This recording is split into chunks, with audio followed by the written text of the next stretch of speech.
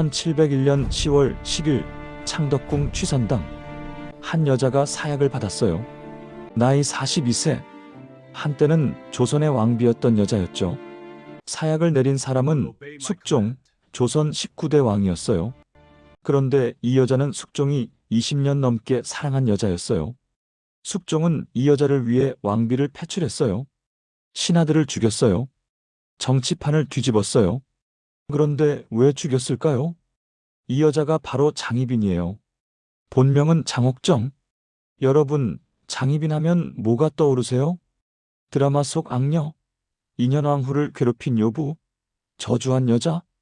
맞아요. 그런 이미지가 강하죠. 하지만 실제 역사는 조금 달라요. 더 복잡하고 더 슬프고 더 인간적이에요. 장희빈은 궁녀였어요. 역관의 딸이었죠. 중인 신분, 양반도 아니었어요. 그냥 평범한, 아니 평범보다 조금 낮은 신분이었어요. 그런데 이 여자가 왕비가 됐어요. 조선 역사상 처음으로 궁녀 출신이 왕비가 된 거예요. 신데렐라 스토리죠? 하지만 결말은 비극이었어요. 사약을 받고 죽었으니까요.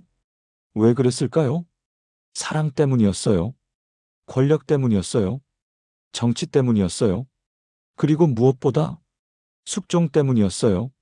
숙종은 장희빈을 사랑했어요. 미치도록 사랑했어요. 하지만 동시에 미워하기도 했어요. 질투하기도 했어요. 그리고 결국 죽였어요. 이게 바로 장희빈과 숙종의 이야기예요. 경기도 고양시 서오릉에 가면 장희빈의 묘가 있어요. 대빈묘라고 불러요. 조용한 곳이에요. 다른 왕릉들과 떨어져 있어요. 외롭게요. 사람들이 가끔 찾아와요. 꽃을 놓고 가기도 해요. 장희빈, 이제는 편히 쉬세요. 억울하셨죠? 숙종이 미안하다고 했을까요? 묘소에는 답이 없어요. 그냥 고요할 뿐이에요. 하지만 우리는 알아야 해요. 장희빈의 진짜 이야기를요. 악녀였을까요? 아니면 희생양이었을까요? 사랑했을까요? 아니면 권력을 원했을까요? 그 답은 아마 둘 다일 거예요. 장희빈은 사랑도 했고 권력도 원했어요. 인간이었으니까요. 완벽한 악녀도 아니었고 완벽한 피해자도 아니었어요. 그냥 한 여자였어요. 왕을 사랑한 여자. 왕한테 사랑받은 여자. 하지만 왕한테 죽은 여자. 그게 장희빈이었어요. 지금부터 그 이야기를 들려드릴게요. 1659년 장희빈이 태어난 날부터 시작할게요. 1659년 11월 3일 음력 9월 19일 한양 어딘가에서 여자아이가 태어났어요. 아버지는 장형, 어머니는 파평윤 씨. 이름은 장옥정이에요. 훗날 장희빈이 되는 아이죠. 장형은 역관이었어요. 역관이라는 건 통역관이에요. 중국어, 일본어, 몽골어 같은 외국어를 통역하는 사람이었죠. 당시 조선에서 역관은 중인이었어요. 양반보다 아래, 평민보다 위인 애매한 신분이었어요. 돈은 좀 벌 수 있었어요. 중국과 무역하면서 돈을 벌었거든요. 하지만 신분은 낮았어요. 아무리 돈이 많아도 양반은 될 수 없었어요. 장옥정의 할아버지, 증조할아버지도 다 역관이었어요. 인동 장씨 집안은 대대로 역관 집안이었죠. 특히 장옥정의 오촌 당숙 장현은 유명한 역관이었어요. 중국어를 정말 잘했대요. 장옥정은 이런 집안에서 태어났어요. 막내딸이었어요. 위로 오빠 장희재, 언니가 있었고 배다른 오빠 장희식도 있었어요. 어렸을 때 장옥정은 어땠을까요? 예뻤을 거예요. 나중에 실록에 미인이라고 기록될 정도니까요. 똑똑하기도 했을 거예요. 아버지가 교육을 잘 시켰을 테니까요. 역관 집안이라 중국 문화도 많이 접했을 거예요. 책도 많이 읽었을 거고요. 장옥정은 평범하게 자랐어요. 행복했을 거예요. 하지만 1669년 장옥정이 11세가 됐을 때 비극이 찾아왔어요. 아버지 장형이 죽은 거예요. 나이 47세였어요. 갑자기 가장을 잃은 장씨 집안은 어려워졌어요. 돈도 떨어지기 시작했고 집안 분위기도 암울해졌죠. 장옥정은 어떻게 해야 했을까요? 당시 집안이 어려우면 딸들은 보통 세 가지 선택지가 있었어요. 하나, 빨리 시집 가기. 둘, 궁녀로 들어가기. 셋, 기생이 되기. 장옥정은 둘째를 선택했어요. 궁녀가 되기로 한 거죠. 1674년쯤 장옥정은 15세의 나이로 궁궐에 들어갔어요. 정확한 기록은 없어요. 하지만 이 시기쯤 들어간 게 확실해요. 장옥정이 들어간 곳은 창덕궁이었어요. 그곳에서 장렬 왕후 조씨를 모셨어요. 장렬 왕후는 인조의 계비였죠. 궁녀 생활은 힘들었을 거예요. 새벽부터 밤늦게까지 일해야 했어요. 빨래하고 청소하고 음식 나르고. 하지만 장옥정은 불평하지 않았어요. 이게 자기가 선택한 길이었으니까요. 그리고 무엇보다 궁궐에서 왕을 볼 수 있었으니까요. 당시 왕은 숙종이었어요. 1674년 현종이 승하하고 숙종이 즉위했어요. 숙종은 13세였어요. 어린 왕이었죠. 장옥정은 가끔 숙종을 멀리서 봤어요. 왕께서 지나가신다. 궁녀들이 바닥에 엎드렸어요. 장옥정도 엎드렸죠. 하지만 고개를 살짝 들어서 봤어요. 어린 왕을요. 숙종은 잘생겼어요. 그리고 슬퍼 보였어요. 13세의 왕이 됐으니 얼마나 무거운 짐이었겠어요. 장옥정은 생각했어요. 저 어린 왕이 불쌍하네. 몇 년이 흘렀어요. 장옥정은 성실하게 일했어요. 그러면서 궁궐 생활에 익숙해졌어요. 그리고 1680년쯤 운명적인 만남이 일어났어요. 숙종이 장옥정을 본 거예요. 어느 날 숙종이 후원을 산책하고 있었어요. 19세가 된 숙종은 이제 청년이었죠. 그때 한 궁녀가 지나갔어요. 바로 장옥정이었어요. 숙종이 우연히 봤어요. 저 궁녀는 누구냐? 예. 아, 장옥정이라고 하옵니다. 장렬대 비마마를 모시는 궁녀이옵니다. 장옥정. 숙종은 그 이름을 되뇌었어요. 장옥정은 21세였어요. 가장 아름다운 나이였죠. 숙종은 첫눈에 반했어요. 장옥정도 숙종을 봤어요. 이제 어른이 된 왕을요. 두 사람의 운명이 시작된 순간이었어요. 하지만 이건 단순한 사랑 이야기가 아니었어요. 이건 권력과 정치가 얽힌 조선을 뒤흔들 이야기의 시작이었어요. 1680년 숙종이 장옥정을 처음 본 뒤로 자주 불렀어요. 장옥정을 부르라. 예, 전하. 장옥정은 숙종 앞에 갔어요. 처음엔 떨렸을 거예요. 하지만 숙종은 친절했어요. 긴장하지 마라. 그냥 이야기나 나누자. 예, 전하. 내 이름이 장옥정이라고? 예, 전하. 아버지가 역관이었다지? 예. 돌아가셨사옵니다. 그렇구나. 힘들었겠구나. 숙종의 목소리는 따뜻했어요. 장옥정은 점점 마음을 열었어요. 숙종과 이야기하는 게 편해졌어요. 숙종도 장옥정과 있을 때 편했어요. 왕으로 살아가는 게 얼마나 외로운 일인지 아세요? 항상 신하들한테 둘러싸여 있어요. 하지만 진심으로 대화할 사람은 없어요. 모두가 왕을 이용하려고 해요. 정치적으로 이용하려고 하죠. 하지만 장옥정은 달랐어요. 장옥정은 정치와 상관없는 사람이었어요. 그냥 궁녀였으니까요. 숙종은 장옥정한테 자기 고민을 털어놨어요. 과인은 때때로 이 자리가 싫다. 전하. 모두가 과인을 왕으로만 보지 사람으로는 안 보는 것 같구나. 장옥정은 숙종을 위로했어요. 전하께서는 훌륭하신 분이십니다. 백성들이 전하를 사랑하옵니다. 숙종은 장옥정의 말에 위로받았어요. 그렇게 두 사람은 가까워졌어요. 1681년쯤 숙종은 장옥정을 승은 궁녀로 만들었어요. 승은 궁녀라는 건 왕의 잠자리를 모시는 궁녀예요. 사실상 후궁이나 마찬가지였죠. 궁궐이 술렁였어요. 전하께서 장옥정을 총애하신대.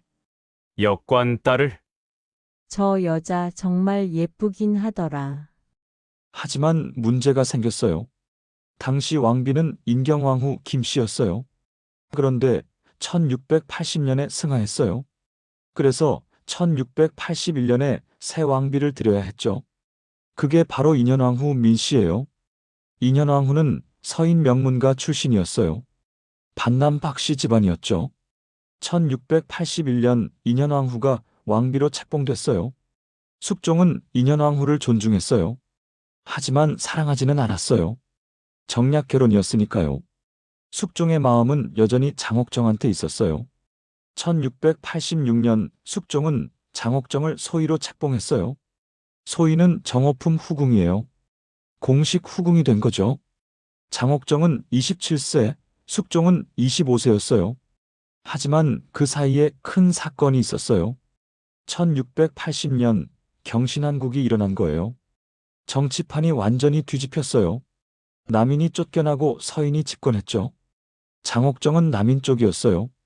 오촌 당숙 장현도 남인이었고요. 서인들은 장옥정을 싫어했어요.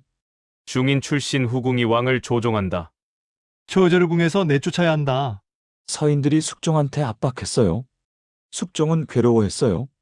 하지만 신하들의 압박이 너무 심했어요.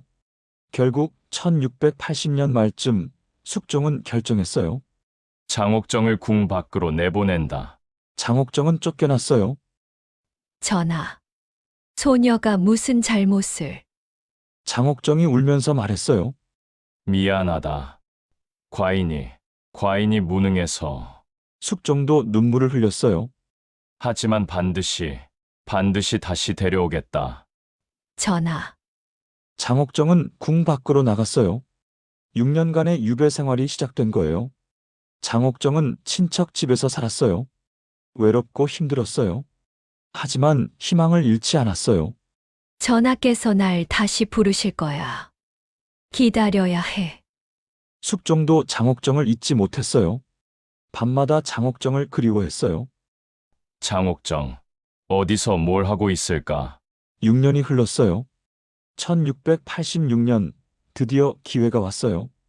숙종의 어머니 명성왕후 김씨가 승하한 거예요. 3년상이 끝나고 숙종은 결정했어요. 장옥정을 다시 궁으로 데려온다. 신하들이 반대했지만 이번엔 숙종이 밀어붙였어요.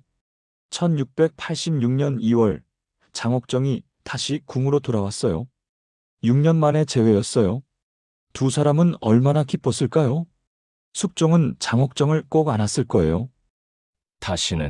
다시는 보내지 않겠다. 장옥정도 울었을 거예요. 전하.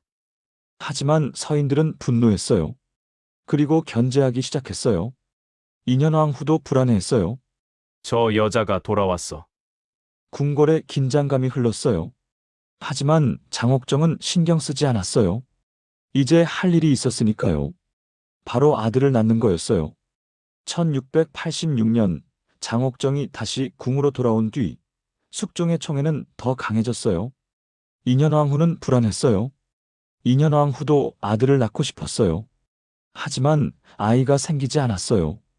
1681년에 결혼했는데 5년이 지나도록 임신 소식이 없었어요. 장옥정은 달랐어요. 1688년 장옥정이 임신했어요. 숙종은 너무 기뻤어요. 첫 아이였으니까요. 제발 아들이기를. 숙종은 매일 기도했어요. 1688년 10월 27일 드디어 해산일이 왔어요. 장옥정은 고통스러웠지만 참았어요. 그리고 드디어 응애 아기 울음소리가 들렸어요. 왕자이옵니다. 왕자이옵니다. 궁녀가 소리쳤어요. 숙종은 뛰어왔어요. 정말 아들이냐? 예, 전하, 건강한 왕자이옵니다. 숙종은 아들을 안았어요. 눈물을 흘렸어요. 고맙다. 장옥정, 정말 고맙다. 아들의 이름은 이윤. 훗날 경종이 되는 아이였어요. 숙종은 기뻤지만 신중해야 했어요. 왜냐고요? 아들이 왕비 소생이 아니라 후궁 소생이었거든요. 보통은 왕비가 아들을 낳을 때까지 기다려요. 그래야 정통성이 있으니까요. 하지만 숙종은 기다릴 수 없었어요. 인현왕후가 언제 아들을 낳을지 알 수 없었으니까요. 그리고 무엇보다 숙종은 장옥정의 아들을 원자로 만들고 싶었어요.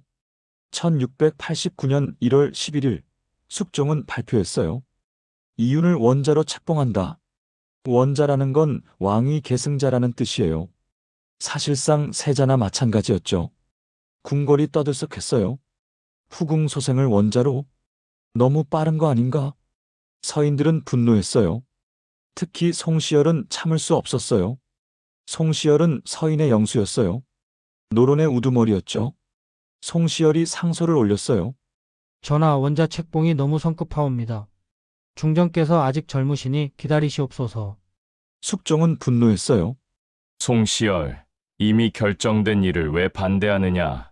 전하, 신은 종사를 위해 닥쳐라. 송시열을 삭탈관직하고 제주도로 유배 보내라.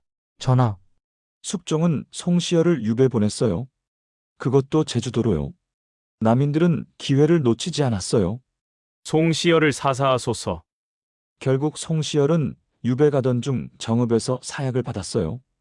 조선 최고의 유학자가 죽은 거예요. 이게 바로 기사환국이에요.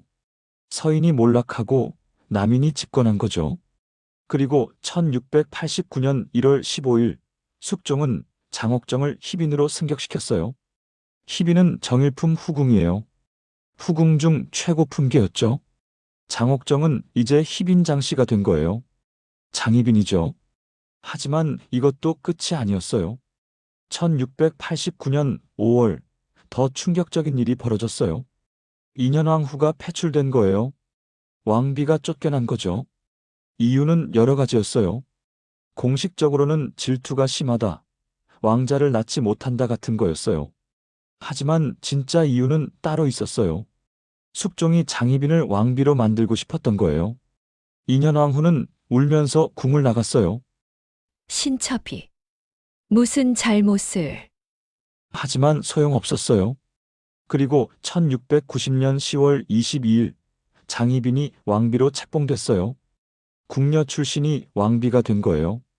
조선 역사상 처음이었어요. 장희빈은 31세, 숙종은 29세였어요. 장희빈은 꿈을 이룬 거예요.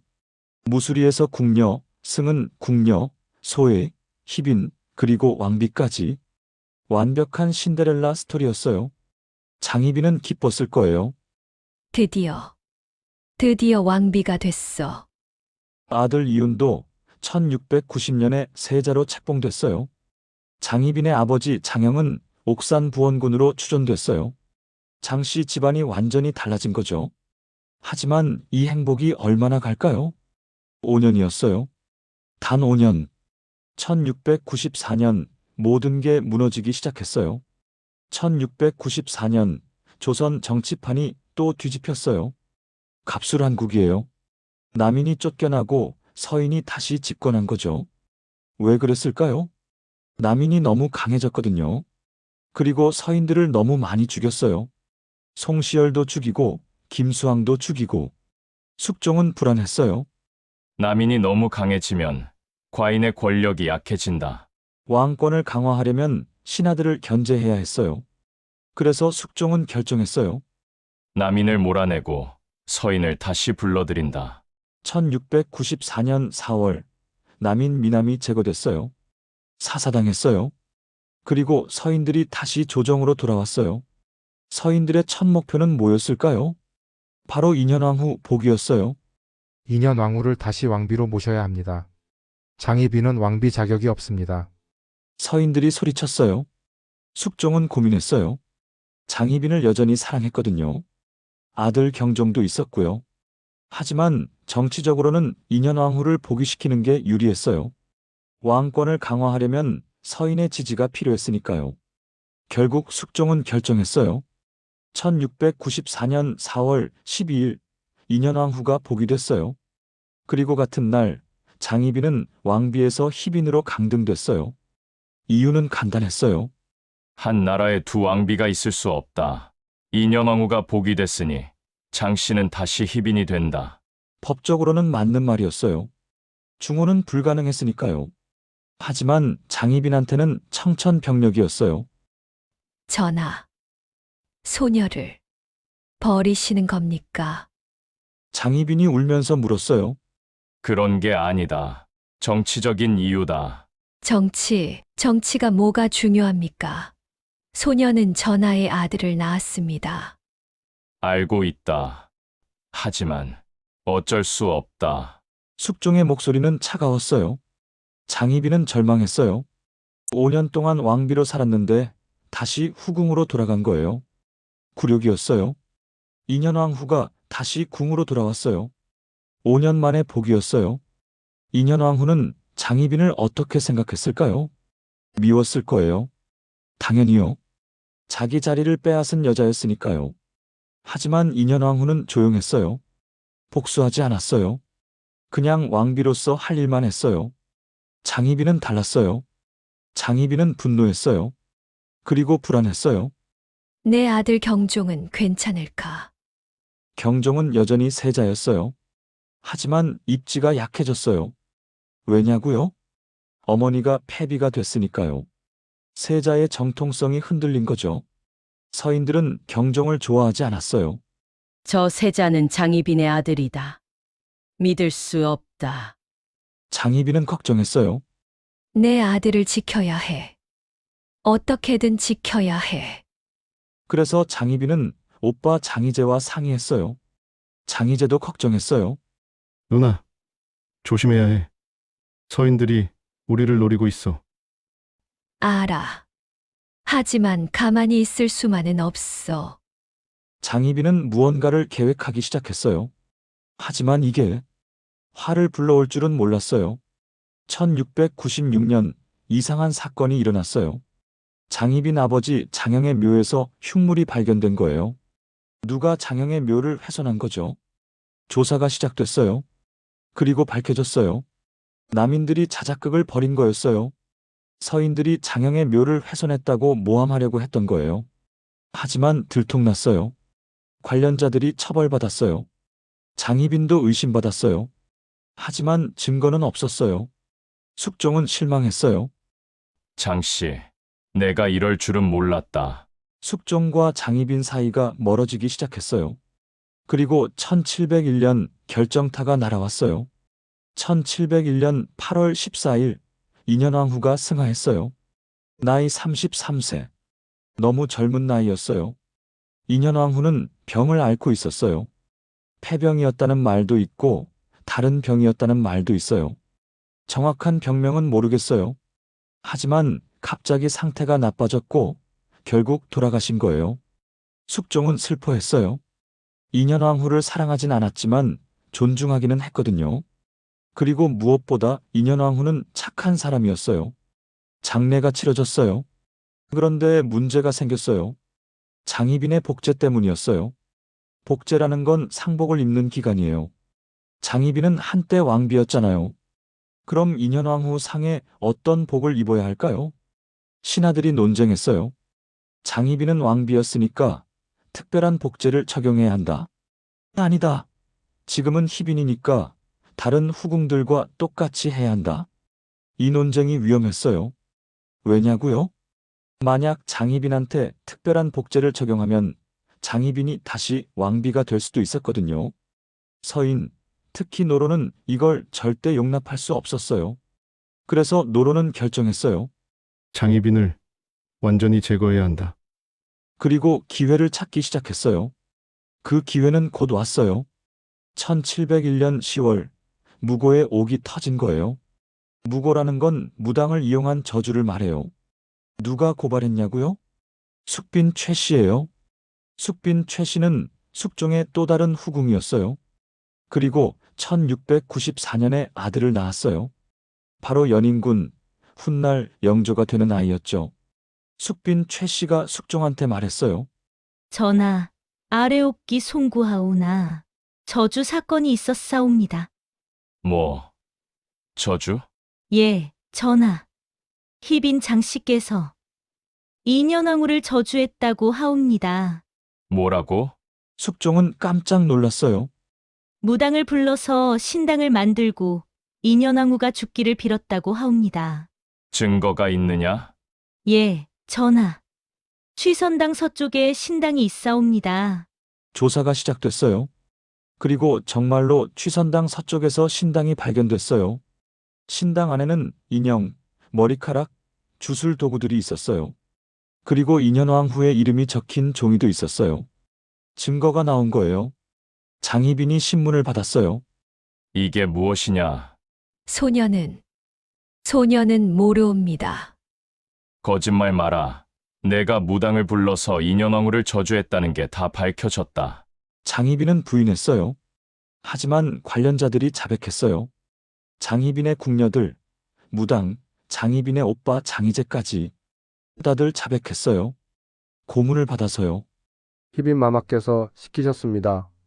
증거와 증언이 쌓였어요. 숙종은 분노했어요. 장씨, 내가 어찌 감히... 장희빈은 변명했어요. 전하, 소녀는 단지 아들을 지키고 싶었을 뿐이옵니다. 닥쳐라. 숙종은 차갑게 말했어요. 신하들이 모였어요. 장희빈을 사사하소서. 종사를 위해, 세자를 위해 장씨를 제거하소서. 모두가 장희빈의 죽음을 요구했어요. 숙종은 고민했어요. 20년 넘게 사랑한 여자였어요. 첫 아들의 어머니였어요. 하지만 이젠 끝이었어요. 1701년 10월 10일 숙종은 명령을 내렸어요. 장씨에게 자진을 명한다. 사약이 내려진 거예요. 1701년 10월 10일 창덕궁 취선당. 장희빈은 사약을 받았어요. 42세였어요. 사약을 가져온 사람들이 왔어요. 장희빈은 방에 혼자 있었어요. 어땠을까요? 두려웠을까요? 억울했을까요? 아마 둘 다였을 거예요. 장희빈은 편지를 썼어요. 아들 경종한테요. 하지만 그 편지는 전해지지 않았어요. 어떻게 됐는지 아무도 몰라요. 장희빈은 무슨 말을 썼을까요? 미안하다. 어미가 무능해서. 부디 건강하게 살아라. 왕이 되어라. 내가 왕이 되어야 한다. 아마 이런 말들이었을 거예요. 사약 잔이 들어왔어요. 장희빈은 사약을 봤어요. 이것이 끝인가? 장희빈이 혼잣말을 했어요. 무수리했어. 왕비까지 올라갔는데 이렇게 끝나는구나. 장희빈은 사약 잔을 들었어요. 전하, 왜 소녀를 이렇게까지 하십니까? 20년을 함께 했는데. 장희빈은 눈물을 흘렸어요. 경종아, 미안하다. 어미가 미안하다. 그리고 사약을 마셨어요. 장희빈은 죽었어요. 조용하게 혼자서. 한때 조선의 왕비였던 여자가 죄인으로 죽은 거예요. 숙종은 어땠을까요? 기록에는 숙종의 감정이 잘 나와 있지 않아요. 하지만 분명 복잡했을 거예요. 20년 넘게 사랑한 여자를 자기 손으로 죽인 거니까요. 후회했을까요? 아마도요. 하지만 이미 늦었죠. 장희빈의 장례는 초라했어요. 왕비의 예가 아니었어요. 그냥 후궁의 예도 아니었어요. 죄인으로 죽었으니까 최소한의 예만 갖췄어요. 장례식 때 희빈 대신 장씨라고 불렀어요. 심지어 관에 들어갈 때도 정문이 아니라 현문으로 나갔어요. 굴욕이었어요. 장지는 양주인장리로 정해졌어요. 지금의 경기도 고양시예요. 묻힐 때 아들 경종과 며느리 세자빈이 멀리서 망곡했어요. 망곡이라는 건 멀리서 우는 거예요. 가까이 갈 수 없었거든요. 경종은 얼마나 슬펐을까요? 16세였어요. 어머니가 사약을 받고 죽는 걸 지켜봐야 했어요. 트라우마였을 거예요. 평생 잊지 못했을 거예요. 실제로 경종은 그 뒤로 정신적으로 많이 약해졌어요. 장희빈의 오빠 장희재도 처형됐어요. 장씨 집안 사람들도 유배 갔어요. 장씨 집안이 완전히 몰락한 거예요. 장희빈은 그렇게 역사에서 사라졌어요. 아니, 사라진 게 아니라 악녀로 기록됐어요. 인현왕후를 저주한 요부, 왕을 조종한 악녀, 권력에 미친 여자. 이게 장희빈의 이미지가 됐어요. 300년 동안 사람들은 장희빈을 그렇게 기억했어요. 하지만 진짜 장희빈은 어땠을까요? 정말 악녀였을까요? 아니면 시대의 희생양이었을까요? 여러분, 지금까지 장희빈의 이야기를 들려드렸어요. 1659년에 태어나서 1701년에 사약받고 죽은 여자. 42년의 인생이었어요. 그중 20년 넘게 숙종과 함께 했어요. 장희빈은 누구였을까요? 악녀였을까요? 희생양이었을까요? 답은 아마 둘 다일 거예요. 장희빈은 사람이었어요. 완벽한 악녀도 완벽한 피해자도 아니었어요. 장희빈의 좋은 점들을 볼까요? 첫째, 장희빈은 똑똑했어요. 역관의 딸답게 교육을 잘 받았고 정치적 감각도 뛰어났어요. 둘째, 장희빈은 숙종을 진심으로 사랑했을 거예요. 20년을 함께 했으니까요. 셋째, 장희빈은 모성애가 강했어요. 아들 경종을 지키려고 필사적이었어요. 넷째, 장희빈은 신분 상승의 욕망이 있었어요. 하지만 이건 나쁜 게 아니에요. 누구나 더 나은 삶을 원하니까요.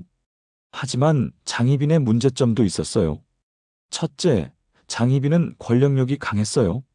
왕비가 되고 싶어 했고 아들을 왕으로 만들고 싶어 했어요. 둘째, 장희빈은 질투심이 강했어요. 인현왕후를 미워했고 다른 후궁들도 견제했어요. 셋째, 장희빈은 저주를 했어요. 이건 사실인 것 같아요. 여러 증거와 증언이 있었으니까요. 하지만 이게 전부 장희빈 잘못일까요? 아니에요. 숙종도 책임이 있어요. 숙종은 장희빈을 사랑했지만 이용하기도 했어요. 정치적으로 필요할 때는 장희빈을 왕비로 만들었어요. 하지만 정치판이 바뀌니까 다시 희빈으로 낮췄어요. 장희빈한테는 롤러코스터 같은 인생이었겠죠. 그리고 마지막엔 죽였어요. 20년 사랑한 여자를요. 이게 사랑일까요? 숙종은 장희빈을 정말 사랑한 걸까요? 아니면 그냥 좋아한 걸까요? 어쩌면 숙종도 모를 거예요. 숙종 자신도 헷갈렸을 테니까요. 정치도 있었어요. 노론, 소론, 남인. 당파 싸움이 장희빈을 죽였어요. 장희빈은 남인의 상징이었어요. 그래서 노론은 장희빈을 제거해야 했어요. 인현왕후 저주 사건도 어쩌면 정치적 음모였을 수 있어요. 증거가 너무 잘 나왔거든요. 너무 타이밍이 좋았어요. 물론 장희빈이 정말 저주했을 수도 있어요. 하지만 과장됐을 가능성도 있죠. 장희빈 이후 어떻게 됐을까요? 아들 경종은 1720년에 왕이 됐어요. 하지만 약한 왕이었어요.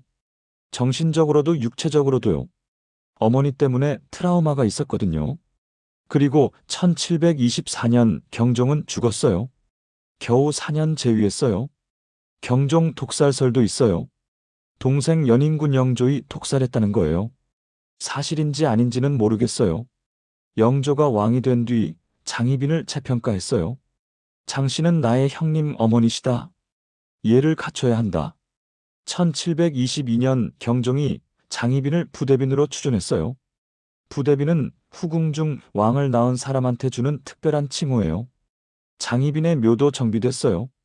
1717년에 한 번 이장했고 1969년에 또 이장했어요. 지금은 고양시 서울흥 구역에 있어요. 대빈묘라고 불러요.